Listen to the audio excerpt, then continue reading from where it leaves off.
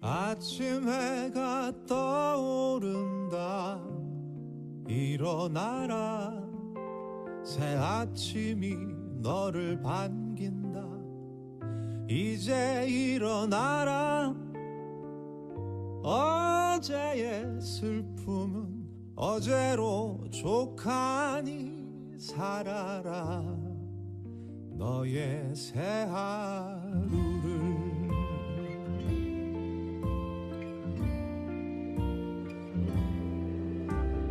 너를 둘러싸는 세상이 네 맘 같지 않더냐. 고단하더냐. 그래 그만 일어나라. 저 구름 너머로 감춰진 하늘을 보아라. 너를 기다린다. 일어나라. 일어나가라. 너를 기다리는 그곳으로. 네가 있어야 할 그 자리를 지키고 살아라. 살아내라.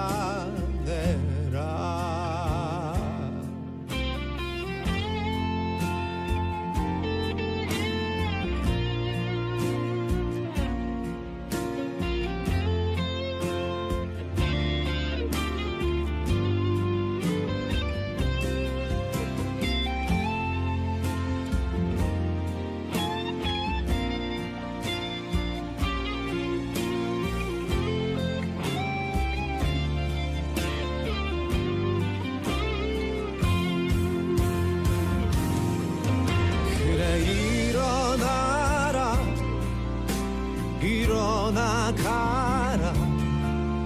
너를 기다리는 그곳으로.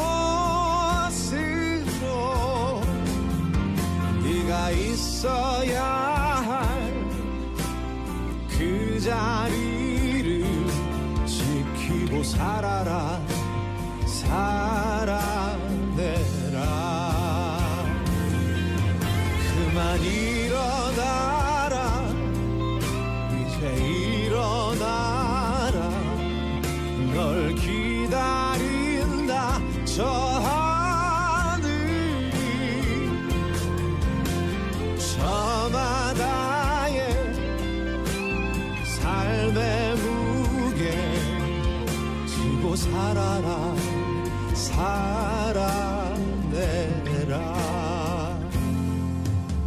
살아내고 살아내다 불현듯한 그 시간을 마주하기를 나는 소망한다. 여전히 내 앞에 할 일이 너무 많아. 아쉬운 그 시간을 살아라. 살아내라.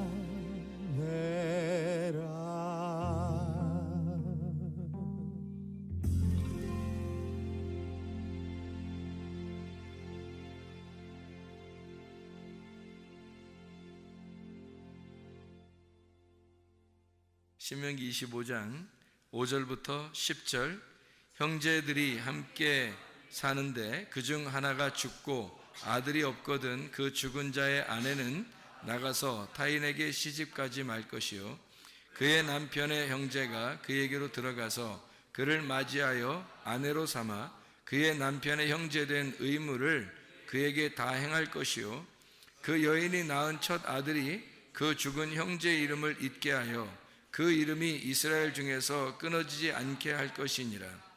그러나 그 사람이 만일 그 형제의 아내 맞이하기를 즐겨하지 아니하면 그 형제의 아내는 그 성문으로 장로들에게로 나아가서 말하기를 내 남편의 형제가 그 형제의 이름을 이스라엘 중에 잊기를 싫어하여 남편의 형제된 의무를 내게 행하지 아니하나이다 할 것이요 그 성읍 장로들은 그를 불러다가 말할 것이며 그가 이미 정한 뜻대로 말하기를 내가 그 여자를 맞이하기를 즐거워하지 아니하노라 하면 그의 형제의 아내가 장로들 앞에서 그에게 나아가서 그의 발에서 신을 벗기고 그의 얼굴에 침을 뱉으며 이르기를 그의 형제의 집을 세우기를 즐겨 아니하는 자에게는 이같이 할 것이라 하고 이스라엘 중에서 그의 이름을 신벗김 받은 자의 집이라 부를 것이니라.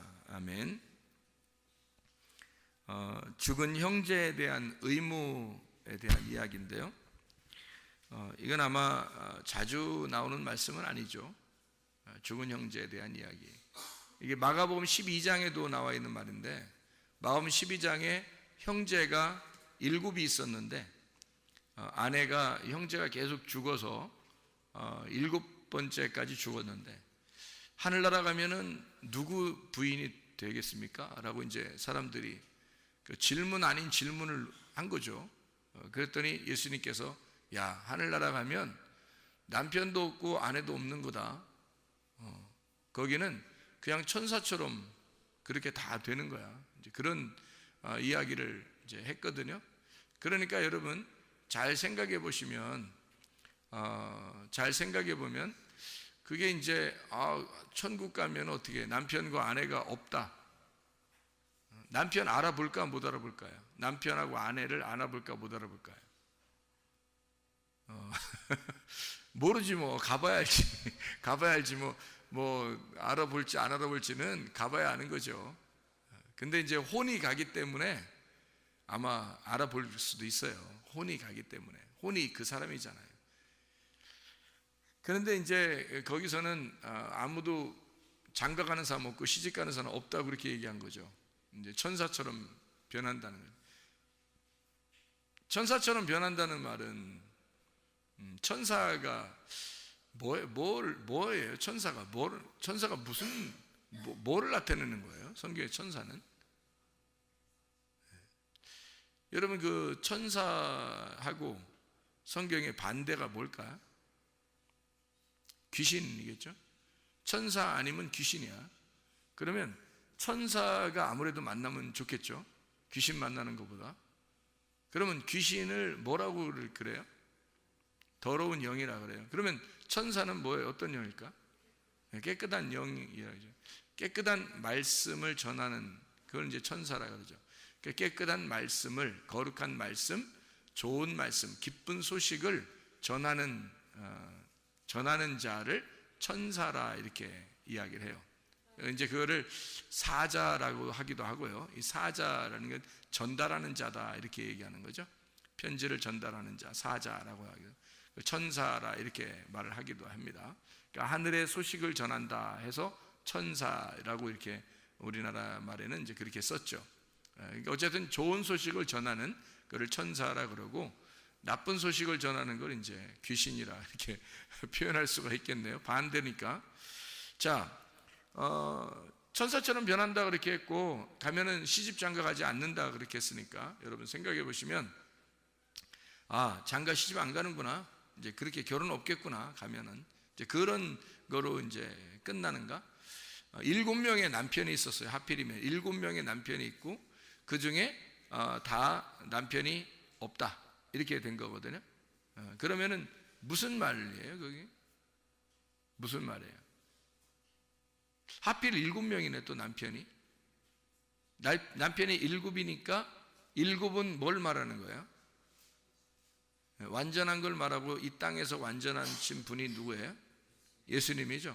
그러니까 7명의 남편이 있었는데 여기서 7번째 남편이 죽으셔서 안식일 날에도 무덤에 계시고 안식 후 첫날 부활하셨는데, 그 안식 후 첫날이 며칠 날이에요? 8일 날이죠.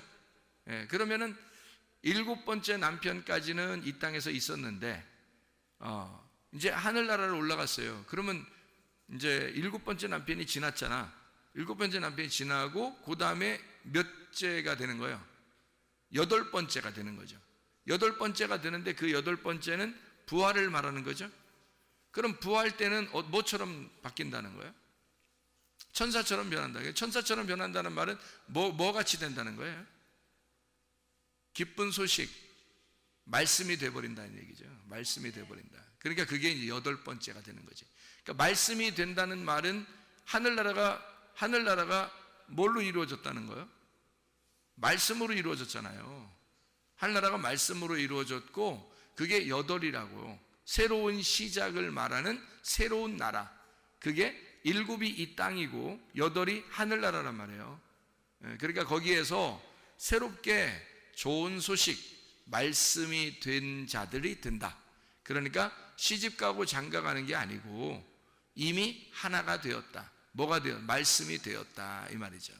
이미 말씀이 되었다. 그렇기 때문에 장가가고 시집가는 게 아니다, 이렇게 된 거죠.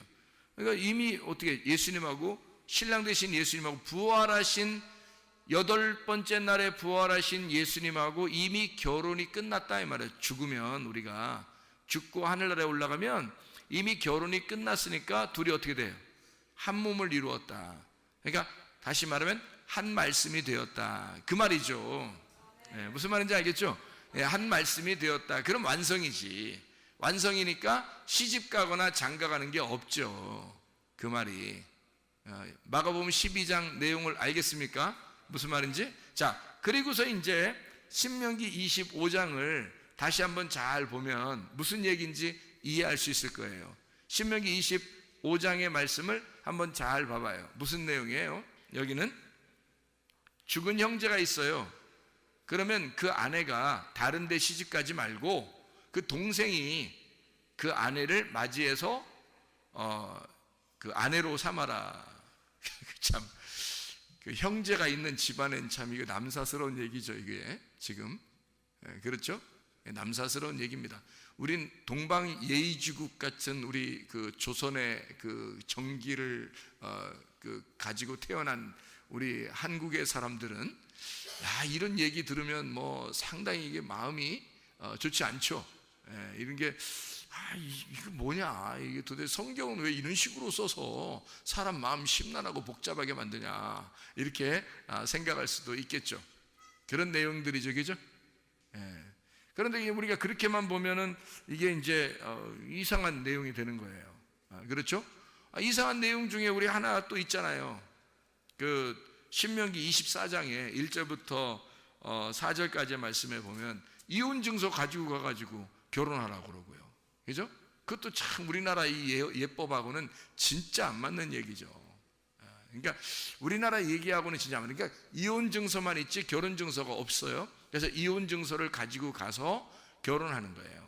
그러니까 결혼을 하면 이혼 증서가 결혼 증서가 되는 거죠. 그래서 이혼 증서가 곧 결혼 증서. 그거는 이혼 증서가 결혼 증서라는 말은 결국에 어떤 걸 얘기하는 거라고요? 말씀을 얘기하는 거라고요. 그래서 말씀 자체가 이혼 증서고, 그리고 말씀 자체가 결혼 증서다. 자, 이혼 증서는 어떻게 하는 걸 이혼이라고 그래요? 어떻게 하는? 갈라지는 걸 이혼 증서라고 하죠. 갈라지는 거니까 뭘 나타내는 거예요? 선악과를 나타내는 거고, 선악과는 우리에게 대표적으로 뭐를 설명하는 거죠? 율법을 설명하는 거예요. 그래서 사람을 판단하고 이렇게 분리시키는 그런 역할을 감당하죠. 그런가 하면 결혼 증서는 어떻게 돼요? 결혼 증서는 어떻게 된 거예요? 결혼은 하나가 된 거죠. 둘이 하나가 된 거니까 뭐예요? 생명나무가 되겠죠. 생명나무는 생명이라는 생명나무를 먹으면 어떻게 되는 거예요? 이게 율법이에요? 아니면 복음이라는 진리예요? 복음이라는 진리가 되겠죠. 그러니까 이렇게 성경이 이렇게 나누어져 있는 거를 설명해 주고 있는 내용이죠. 신명기 24장의 내용이. 그럼 신명기 25장의 내용은요? 신명기 25장의 내용도 뭔가 의미가 있겠죠. 그래서 그거를 이제 지금 제가 설명한 거를 가만히 생각해 보면 이 말이 이해가 된다는 얘기죠. 이 말이. 그러니까 죽은 형제가 있고 그 다음에 동생이 있어요. 그러면 죽은 형제의 아내는 어디로 가야 돼? 반드시 동생의 아내가 돼야 되는 거예요. 딴 데로 가면 안 된다는 거예요. 동생이 있는데도 딴 데로 가면 큰일 납니다. 법이 안 되니까. 법적으로 안 되는 거예요. 그러면 법적으로 왜 이렇게 이걸 딱 막아놨을까? 이 내용을 굉장히 중요한 의미니까 여기다 넣는 거거든요. 율법적으로 이건 꼭 지켜야 된다라고 이야기한 거예요. 근데 우리 동방 예의지국에서는 이런 게 남사스러운 얘기라고요. 이상한 얘기죠. 어떻게 식구끼리 형수가 식구였는데 형님이 돌아가셨다고 해서 그 형수랑 같이 이렇게 아기를 낳아주고 이렇게 하는 게 이게 이상하잖아요. 그러니까 이게 뭔가 이상한 얘기들란 말이에요. 그런 얘기가 아니고, 그런 얘기가 아니죠. 그런 얘기 아니니까 써놨지. 그런 얘기였으면 이거 뭐 글자로만 보면 이제 이거 놓고서 이제 뭐 또 봐라 이렇게 하지 않았느냐, 뭐 우리 기독교인들도 이렇게 해야 된다 이러면 어떻게 해? 큰일 나지. 이게 뭐 이상한 얘기가 되잖아요. 그러니까 이게 이제 어떤 의미를 가지고 있다는 거죠. 어떤 의미를 가지고 있냐면 죽은 형제가 있습니다.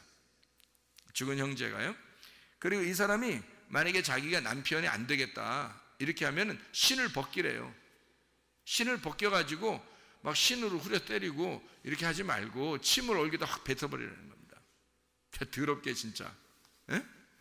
야, 이 더러운 놈아 이러면서 침을 확 뱉어버리고 그러는 거예요. 그러니까 신 벗기고 침 확 뱉어. 침을 뱉으면요 저주받았다는 얘기거든요. 이게. 침을 뱉으면. 그러니까 축복을 해야 되는데 저주를 내려버리는 겁니다.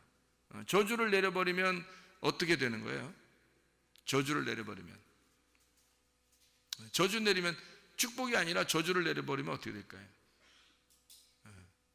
씨가 안 생기는 거죠. 씨가. 그러니까 침을 탁 뱉고 그 신발 확 뺏어 놓고 이렇게 하라는 거예요. 그러면 신발 벗겨졌다 이 말은 무슨 말일까? 그러면 신발 벗겨졌다. 신 벗기운 자의 집이다 라고 이렇게 부르래요. 신발 벗겨졌다 이 말은. 신발 신고 뭐 하죠? 우리 신발 신고 뭐 해요 사람들이? 걸어가지 뭘 신발 신고 걸어가지. 신발 신고 그러면 날라가요? 신발 신고 걸어가잖아요. 이게 신발 신고 이게 걸어가죠? 예? 그럼 신발 벗기면 못 걸어가죠? 예. 자갈밭이나 가시밭길 이런 데는 신발 벗겨놓으면 못 걸어가죠? 신발 신고 가야 돼요. 꼭 신발 신고 가야 되는데 신발을 벗김받은 자의 집이다. 그 말은 후손들이 너희의 집에 오는 그 걸음이 멈출 것이다 그 말이에요. 너희 집에 후손들이 없을 것이다. 다시 말하면 씨가 안 생길 거다 이런 뜻이에요. 그러니까 저주하는 거죠. 이게 성경에서는 굉장히 큰 저주입니다. 후손들의 발걸음이 너희 집안에 끊길 것이다. 이건 큰 저주입니다. 씨가 이 성경의 가장 큰 축복이거든요. 그러니까 그 아들이 생긴다는 것이 가장 큰 축복인데 성경에서 그게 없겠다는 거예요. 그 집안에 너희 집에는 그런 게 없을 것이다 라고 후손들이 너희 집에 안 찾아올 거다 이렇게 탁 끊어놓는 거죠. 이게 굉장히 이제 놀라운 저주예요. 이게 그렇다면 여기 이제 형 아내를 형수죠. 형수를 동생이 이제 아내로 맞이해야 되는데 안 맞이하면은 이제 이렇게 된다는 거 아니에요, 그죠? 씨 안 생긴다는 얘기야. 그러면 맞아들이면 어떻게 되는 거예요? 맞아들이면 형한테 씨를 전달해 주는 거죠. 형의 씨가 대신 동생을 통해서 형의 씨가 형수한테 들어가는 거예요. 그러니까 동생은 형님이 그러니까 아기를 아직 못 낳았잖아요, 형수가. 그러니까 동생이 대신 아기를 낳게 해주는 거예요. 그래서 동생이 아기를 낳게 해줌으로써 형수가 어떻게 되는 거냐면 형님의 씨를 이어가는 거죠. 족보가 이어져 가는 거예요. 그러니까 이거는 단순히 어떤 의미예요? 그러니까 어떤 의미로 지금 뭐 신을 벗긴다 또는 동생이 남편이 돼야 된다 뭐 이런 얘기들은 어떤 얘기예요? 어떤 얘기를 지금 하고 싶은 거예요? 씨에 대한 얘기를 하고 싶은 거예요. 그러니까 신발 벗기운 자의 집이다라고 하는 것도 씨가 후손이 끊어질 것이다 라는 얘기고요. 만약에 아내로 맞아들여서 그 형님의 형수 그러니까 아내에게 씨를 아기를 낳게 한다면 후손이 이제 계속 끊어지지 않는 집안을 만드는 그 씨를 주는 역할을 하는 거죠. 그런 얘기가 되겠죠. 그렇죠? 자, 그러면은 이제 신명기 25장의 5절부터 10절까지의 이 이야기는 자, 죽은 형제가 나오고 그 다음에 동생이 나온단 말이에요. 그러면 이제 이걸 누구라고 볼 수 있나요? 누구? 죽은 형제가 누굴까요? 죽은 형제가 아담을 얘기하는 겁니다. 죽은 형제가 선악과 먹고 죽은 아담을 말하는 거죠. 그러니까 그 아담에게서 아내가 생겼는데, 그 아내가 아담이 첫 번째 아들이기 때문에 죽어요. 그리고 두 번째 아들이 와요. 그게 동생입니다. 동생이 와가지고, 동생이 누구예요 그러면? 동생은 생명나무 대신 예수님이란 말이에요. 동생은 생명나무 대신 예수님이니까 반드시 그 형수에게 씨를 남겨줘야 되는 거예요. 그러니까 그 여인에게 씨를 남겨줘야 된다. 그러니까 그거 안 되면 신발을 벗기고 침을 뱉어서 저주해서 씨를 끊어버릴 정도로 이것은 법적으로 꼭 해줘야 된다라는 얘기거든요. 이게 이 말이요. 그러니까 동생인 예수가 와서 생명나무 되는 그 열매를, 그 씨를 전달해 주는 자가 되어야 된다라고 하는 얘기를 해주는 거죠. 자, 먼저 온 자가, 구약에서 먼저 온 자, 율법의 대표로 온 자가 누구예요? 모세죠. 모세를 통해서 열매가 맺을 수 있어요, 없어요? 율법을 통해서는 열매를 맺을 수가 없어요.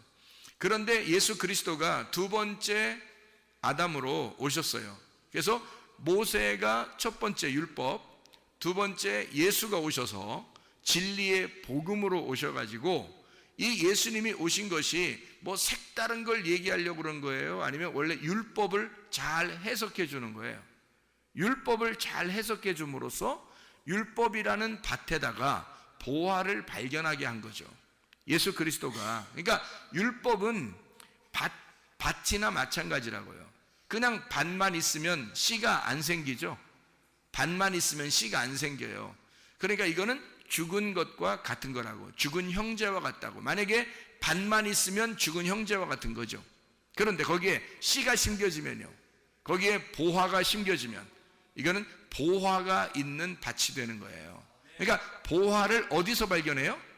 그 밭에서 발견하는 거라고요. 그 보화가 그 밭에 뭐예요? 보화가 그 밭에 뭐예요? 씨죠. 그러니까 보화가 밭에 씨니까 씨를 발견하면 밭이 족보를 이어가는, 후손을 이어가는 거란 말이에요. 무슨 말인지 알겠죠? 그러니까 형님이 죽으면 동생이 그 아내를 취하여다가 씨를 전달해 주는 것이다. 그 동생이 누구라고요? 예수님이라고.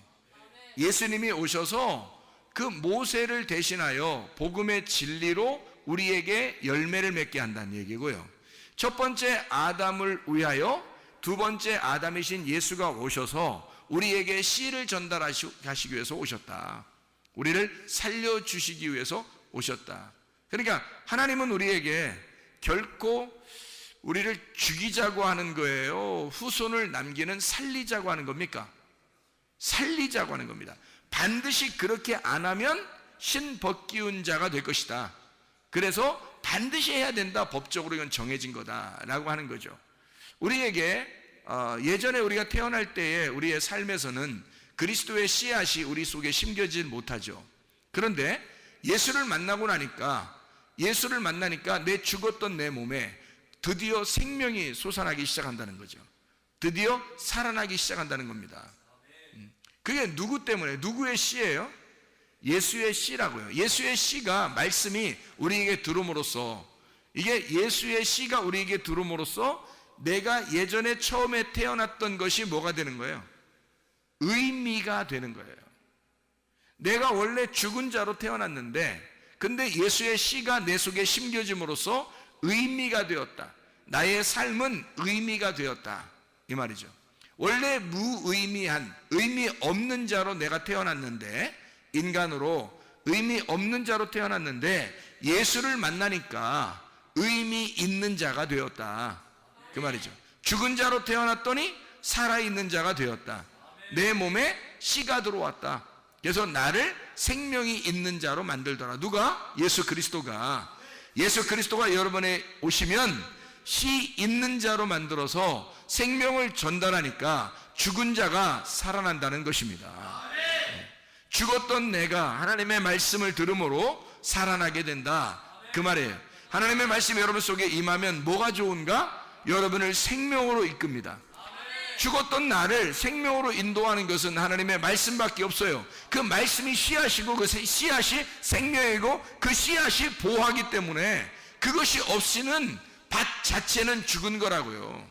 우리 자신들이 아무것도 의미가 없다고. 아무 의미 없는 내가 예수를 만나니까 의미가 되었다. 얼마나 아름다운 이야기입니까? 그렇죠? 자, 요한복음 2장 14절에 보면은 성전 청결에 대한 이야기가 나오거든요. 요한복음 2장 14절, 예수님이 곧 성전이라고 그렇게 하는데, 신명기 14장을 한번 봐봐요. 신명기 14장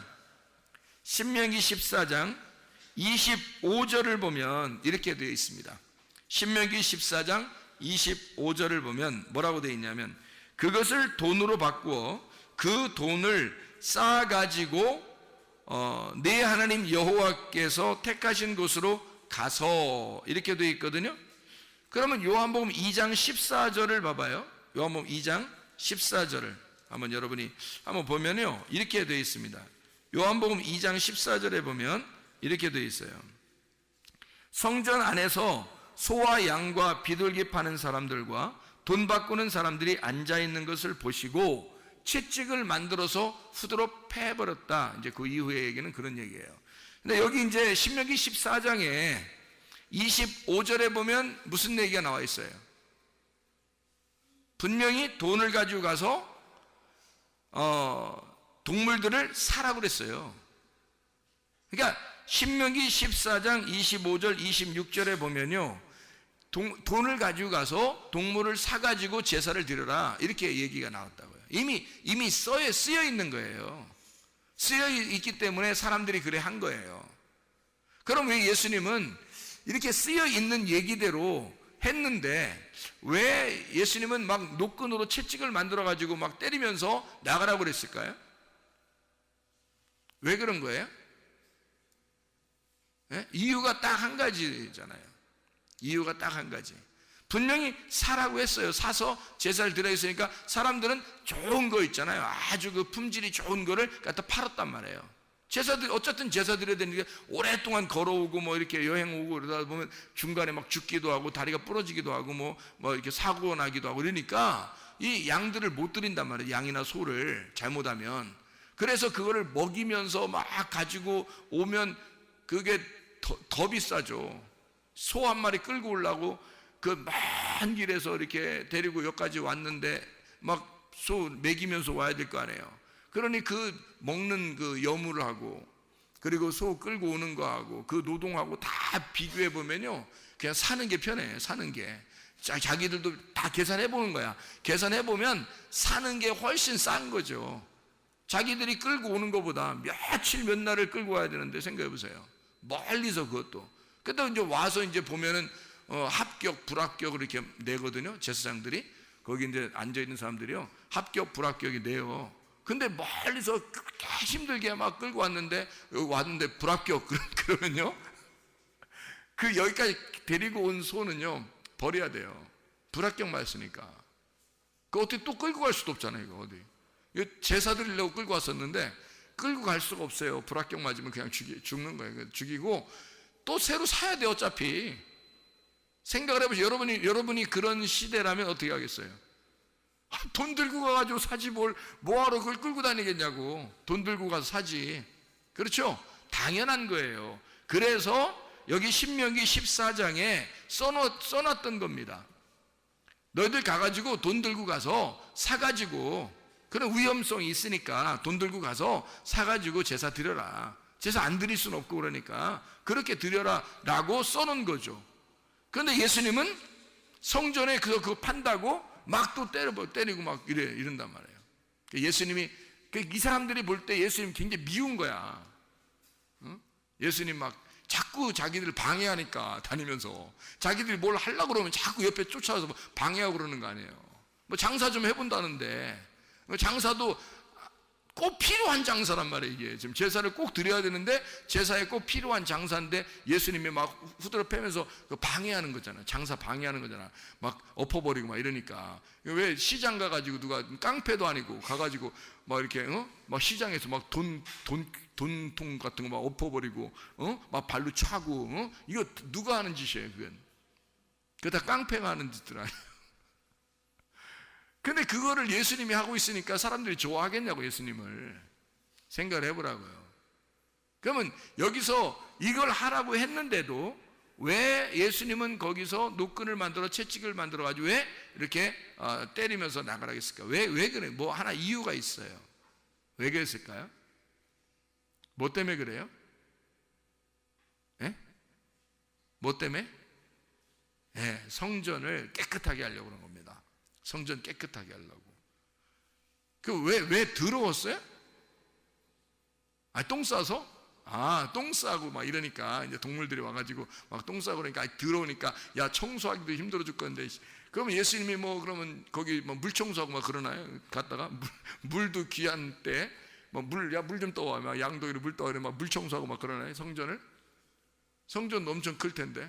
그걸 혼자 막 물청소 열심히 막 팔 걷어 제끼고 막 이렇게 물청소 했더라. 뭐 이런 내용도 없잖아요.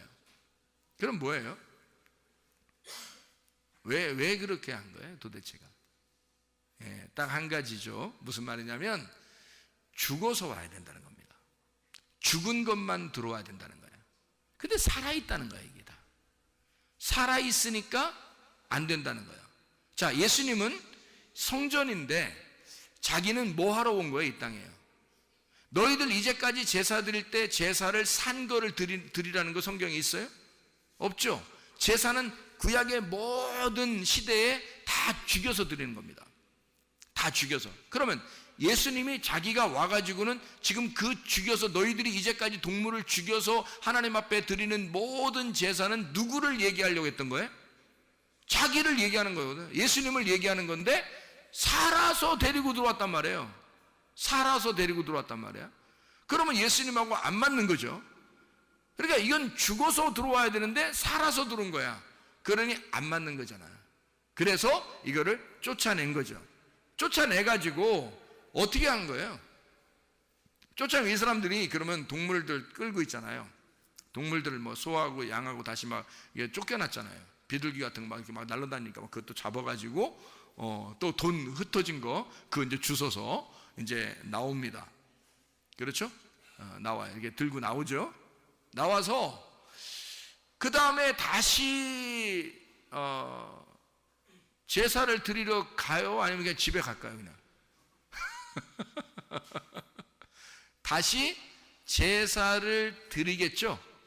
다시 제사를 드릴 때는 이제 어떻게 하고 들어올까요? 죽여서 들어오는 거죠. 그러니까 이거죠. 살아서 들어온 놈은 안 된다. 그래서 내쫓아버려요.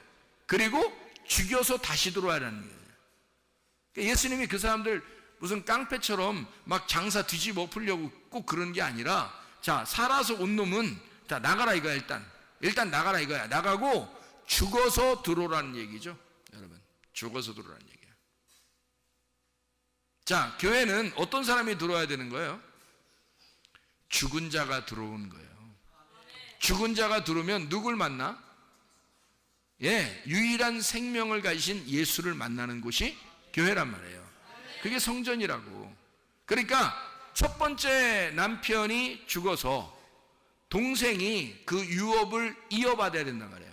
예수 그리스도가 교회에서 자기의 성전 되신 예수가 형을 대신하여 그 형수에게 씨앗을 줘야 된단 말이죠. 그러니까 동생이 그 유업을 이어받아야 되니까 예수 그리스도에게 오려면 죽은 자만 와야 돼요. 예수가 유업을 이을 자니까. 무슨 말인지 알죠? 죽은 자만 와야 된다. 그러면 유업을 이을 자는 두 번째 아담이 되는 복음이신 진리의 예수님이다. 그분이 우리에게 씨앗을 남길 것이다, 이 말이잖아요. 그렇죠? 그러면 우리가 산 사람 어떻게 한다고요? 나가라. 산 사람은 나가라. 죽은 사람은 들어와라. 그 말이잖아요. 그렇죠? 그러니까 교회는 어떤 사람이 들어와야 되는 거예요? 죽은 사람이 들어오라는 거예요. 자, 마음 심령이 거지가 돼서 막 가슴이 너덜너덜해진 사람, 마음이 막 찢어진 사람, 이 사람들은 어떻게 돼? 교회에 오면 위로를 받겠죠. 교회에 오면 위로를 받아요. 그게 마태복음 5장의 4절에 보니까 뭐라고 되어 있냐면, 애통하는 자는 복이 있나니 저희가 위로를 받을 것이요 라고 되어 있는 거죠. 그 애통이라고 하는 게 펜테오라는 단어인데, 이 펜테오라는 애통하는 자가 슬퍼한다, 울부짖다, 애도한다라는 말이거든요. 펜도스에서 나온 말인데 슬픔, 애도라는 말입니다. 그러니까 슬퍼하는 자만 오라는 거예요. 그냥 뭐 헬렐레 그런 사람 오는 게 아니에요. 교회는 슬픔이 있는 자가 오라는 거예요. 파스코에서 나온 겁니다. 이 고난당하다, 이게 파스카랑 같은 단어인데요. 파스코, 파스카 같은 단어인데 6월절이라는 단어입니다. 그러니까 6월절에 애통이 있는 자, 예수 그리스도 안에서 어린 양의 죽음이 나를 위한 것이다 라고 그 애통이 있는 자, 6월절 장자의 죽음을 경험한 자 있잖아요. 그러니까 첫 번째 아들이 죽은, 장자가 죽는 날이 6월절이죠. 그날 이스라엘 백성들은 어린 양의 피를 바르고 구원을 받았단 말이에요. 그러니까 장자가 죽는 날 이스라엘 백성은 구원을 받은 거죠. 그러니까 장자의 죽음이 있을 때 차자가 씨앗을 넘겨주는 거죠. 무슨 말인지 알겠어요?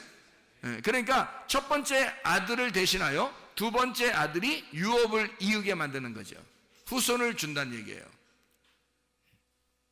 첫 번째 죽은 자를 위해서 산자가 온다는 얘기죠. 그러니까 너희들이 죽어서 오면 살려준다는 말입니다. 죽어서 오면 살려준다. 근데 살아서 오면 너를 반드시 죽일 것이라는 얘기입니다. 살아서 오면 죽이고 내쫓아버리고, 그리고 다시 죽어서 들어오면 너를 살려줄 것이다 라는 게 성경의 말씀이죠. 그러면 여러분, 교회라고 하는 것은요, 애통을 당하는 것이 곧 뭐라는 얘기예요? 위로라는 얘기입니다. 애통을 당하게 되면 그것이 곧 위로라는 거예요. 죽어서 오면 너를 살려줄 거니까, 그러면 네가 애통을 하게 된다면 나는 너를 위로할 거야 라는 말이죠. 그러니까 애통하는 자가 위로가 있을 것이다 라는 얘기입니다.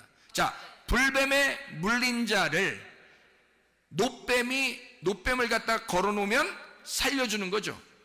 불뱀에 물린 자를 노뱀에 걸어서 살려주는 거죠. 불뱀에 물리지도 않았는데 노뱀을 걸을 필요가 있나요? 그럴 필요가 없죠. 성경은 노뱀을 걸어놓는, 예수 그리스도가 십자가 못 박혀 돌아가시는데 그 예수를 쳐다보고 믿는 자는 구원을 얻을 것이다. 어떤 사람에게? 불뱀 물린 자에게, 자기가 죄가 있다고 애통하는 자에게 노뱀을 쳐다보면 살 것이다 라는 그런 말씀이잖아요. 그러니까 여러분과 저는요, 교회에 오는 것이 어떻게 오는 거라고요? 뭐 때문에 오는 거라고요? 애통하기 위해서 오는 거라고요. 슬프기 위해서 오는 거라고요. 나 자신의 슬픔을 위해서 왔더니 주님이 위로해 주시더라. 내가 죽어서 왔더니 주님이 살려주시더라 그 말이죠. 내가 병들어 왔더니 주님이 치료해 주시더라 그 말이에요. 내가 문제가 있어서 왔더니 주님이 문제 해결자이시더라 이 말입니다. 그러니까 교회에 오는 사람들은 어떤 사람만 와야 된다는 거예요? 병든 자만 와라, 나그네들만 와라 이거야. 고아만 와라 이거야. 과부만 오라 이거야. 늙은이만 오라 이거야.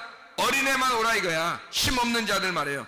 정신 부족한 자, 그 사람들만 와라. 자기가 뭐 똑똑한 사람, 그런 사람 오지 마라. 정신 부족한 자가 와서 멘탈이 붕괴된 거죠. 멘탈 붕괴된 자가 와라 이거야. 정신 똑바른 사람들이 오면은 내보내. 그래서 멘탈 붕괴시키고 다시 들어오란 말이에요. 멘탈 붕괴됐습니다. 하나님 나 멘탈이 붕괴됐어요 라고 오면은 그 사람들 온전하게, 정신 온전하게 만들어주는 곳이 주님 만나는 곳이라는 거죠. 그러니까 그런 사람들, 누가 오는 거야? 그러니까 연약한 자가 오라는 거야. 온전치 못한 자가 오라는 거야. 가정이 온전치 못한 자가 오라는 거야. 자기가 바리새인이라고 깨닫고 자기가 환자라고, 자기 정신이 멘탈이 붕괴된 자라고, 나는 부족한 자라고 하는 사람들이 오라는 거예요 교회에. 그러면 주님께서 채워주시겠다는 거 아닙니까? 한마디로 말하면 정상이 아닌 자만 교회 오라는 얘기야. 죽은 자만 교회 오라고. 정상이 아닌 자만 교회 오라고. 자기가 우리 집은 괜찮은데, 나 정신 멘탈 온전한데, 나 병나지도 않았는데, 나는 부족함이 하나도 없는데 오지 말란 말에. 그런 사람들은 교회 오는 게 아니에요. 어차피 너는 교회 와도 구원 못 받아. 너는 천국 갈 사람이 아니에요. 교회는 죽은 자가 와야, 병든 자가 와야 해결받는 곳이란 말이에요. 하나님 앞에 오는데 죽은 자가 들어와야 해결해 주죠. 내 남편이 죽었습니다 하고 동생에게 와야 되는 거지. 그래야 그 동생이 씨를 전달해 주는 거 아닙니까? 자기 남편이 죽었어야지 되는 거지. 그래야 동생한테 오는 거지. 자기 남편이 안 죽었는데 어떻게 동생한테 와요? 말이 안 되죠. 형님이 안 죽었는데 동생한테 합니까? 안 되죠. 형님이 죽었다는 것을 인식하는 자만 오라는 거죠.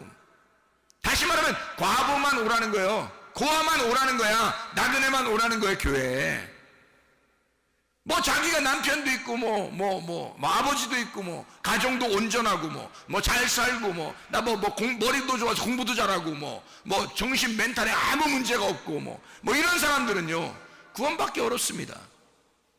그렇게 자신감을 가지고서도 이 세상은 충분히 살아갈 수 있으니까. 그러나 이 세상에서 나는 부족한 자입니다.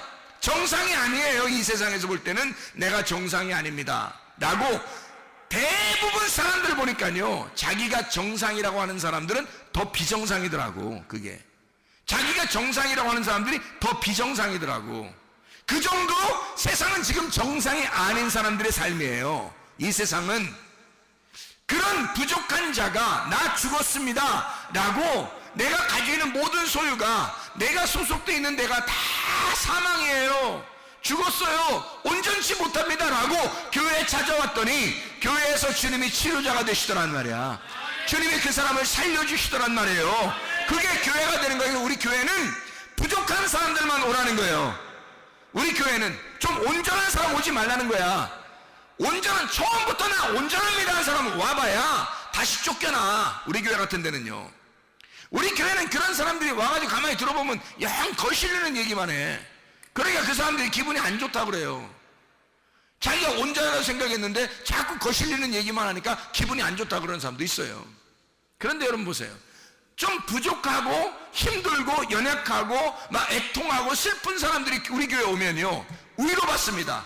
그래요. 주님은 그런 사람들을 만나러 오시는 거니까 그런 사람들을 만나서 부활시키는 게 예수님의 목적이거든요.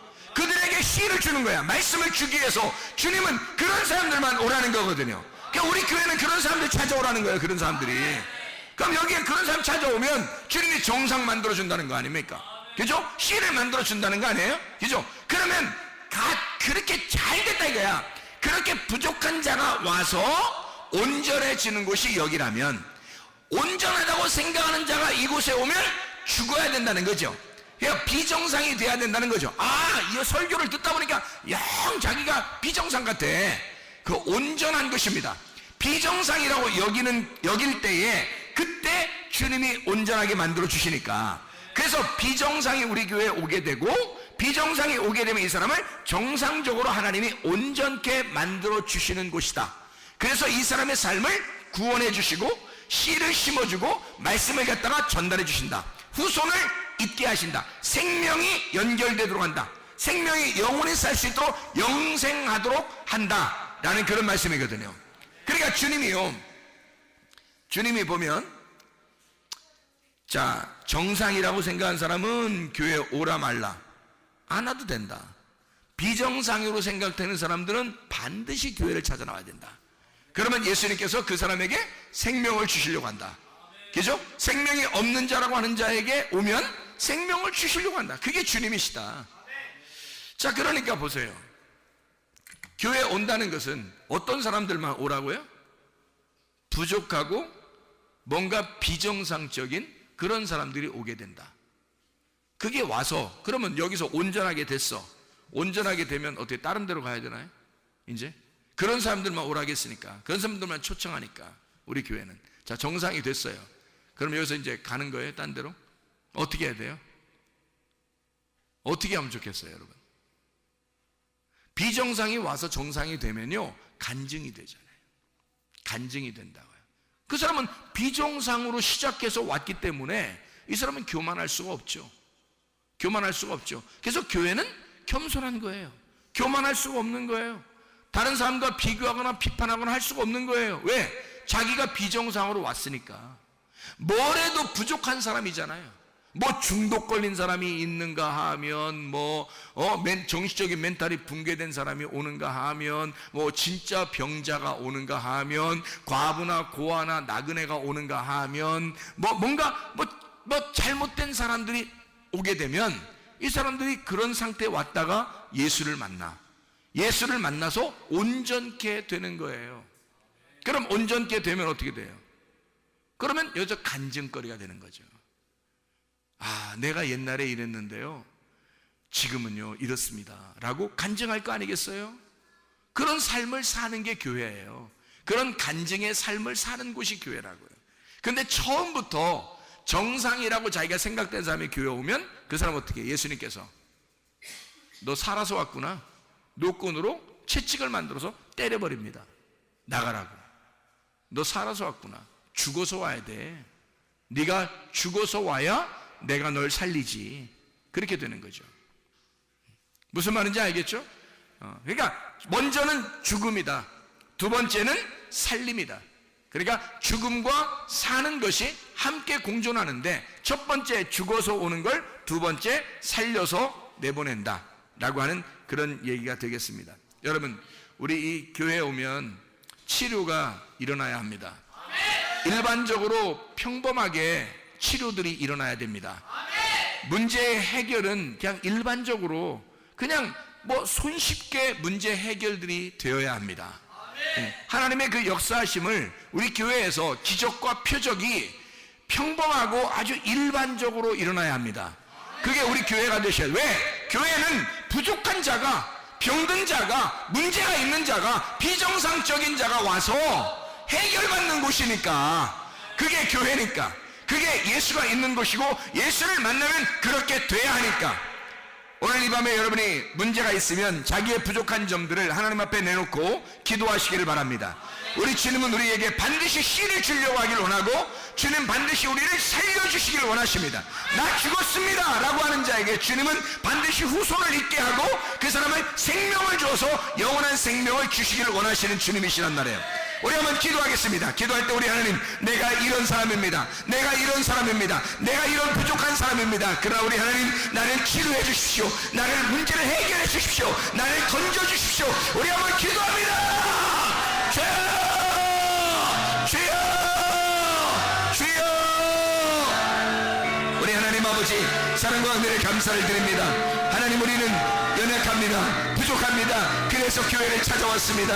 하나님 아버지, 주님을 찾아왔습니다. 죽은 자만 치료를 받아주신다고 해서 죽은 자로 왔습니다. 비정상으로 왔습니다. 연약하여 왔습니다. 뭔가 모자라서 왔습니다. 주님, 우리 주님을 만나 온전케 되어지기를 원합니다. 치료되어지기를 원합니다. 완전하게 되어지기를 원합니다. 정상되어지기를 원합니다. 우리 하나님 붙들어 주시옵소서. 그리스도 예수 안에서 거룩한 주님 만나 회복되는 놀라운 역사, 치료되는 놀라운 역사 있게 도와 주시옵소서. 우리 하나님 아버지, 사랑과 은혜를 감사를 드립니다. 아버지 하나님, 우리는 비정상으로 부족하고 연약하고 병든 자로, 문제가 있는 자로 주님을 찾아왔지만, 우리 주님께서 우리에게 하나님의 말씀을 전해주시고 우리를 살려주시기 위하여 정상 만들어주시고 온전하게 만들어주신 우리 하나님이심을 믿습니다. 하나님, 우리의 모든 질병을 치료해 주시옵소서. 문제를 해결해 주시옵소서. 주의 성령으로 충만케 도와 주시옵소서. 모든 비염은 떠나갈지어다. 아토피는 떠나갈지어다. 의장병은 떠나갈지어다. 어지럼증은 떠나갈지어다. 두통은 떠나갈지어다. 류마티스 관절염은 떠나갈지어다. 어깨 통증은 떠나갈지어다. 허리 디스크는 떠나갈지어다. 목 디스크는 떠나갈지어다. 심장병은 떠나갈지어다. 각종 종양은 떠나갈지어다. 감기 몸살은 해결될지어다. 협착증은 떠나갈지어다. 건성 피부가 회복될지어다. 우울증은 떠나갈지어다. 불면증은 떠나갈지어다. 공황장애는 떠나갈지어다. 음란의 영은 떠나갈지어다. 거짓의 영은 떠나갈지어다. 도둑의 영, 도둑질의 영은 떠나갈지어다. 미움의 영은 떠나갈지어다. 욕심의 영은 떠나갈지어다. 모두 떠나갈지어다. 예수 그리스도 안에서 거룩한 하나님의 영이, 정결한 하나님의 영이, 깨끗한 하나님의 영이 우리 안에 충만하게 도와 주시옵소서. 예수 그리스도 존귀하신